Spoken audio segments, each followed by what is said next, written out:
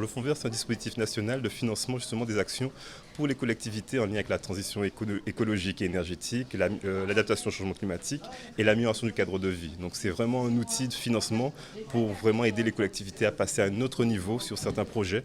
Donc ce n'est pas le seul dispositif financier qui est disponible, mais c'est l'un des leviers pour justement passer à une nouvelle étape. Concrètement, ce qu'il faut retenir, c'est qu'au 31 décembre 2023, c'est la date butoir pour pouvoir présenter ces projets-là, s'inscrire dans une démarche de fonds vert. Donc, c'est-à-dire, passer ce délai, il sera trop tard pour souscrire à ce fonds vert, même s'il y a d'autres dispositifs qui existent. Donc, le but de la manifestation, c'est justement d'inciter les collectivités à prendre notre attache pour les aider à maturer leur projet de sorte qu'ils soient éligibles au fonds vert, mais aussi à d'autres fonds. Il faut savoir que dans la réalité et dans notre actualité, on entend des soucis au niveau du littoral, la gestion du littoral, l'occupation du littoral.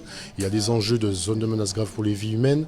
Il y a des enjeux de conflits d'intérêts dans l'usage du littoral notamment. Donc ça veut dire qu'on est sur une petite île. Donc le recyclage foncier, le réemploi, le fait de reconstruire la ville sur elle-même, c'est un enjeu majeur, parce qu'effectivement, plus on peut densifier, même si on n'aime pas forcément le terme de densification, mais plus on peut bonifier l'utilisation du foncier déjà bâti ou déjà urbanisé, plus on peut préserver ces zones littorales, plus on peut préserver les zones naturelles et les zones agricoles. Donc l'idée, c'est que ce projet s'inscrive dans cette démarche-là de recyclage foncier et plus loin, in fine, d'urbanisme circulaire. Le but, c'est vraiment d'avoir des projets qui sont engagés cette année, mais sur plusieurs années, donc des projets pluriannuels.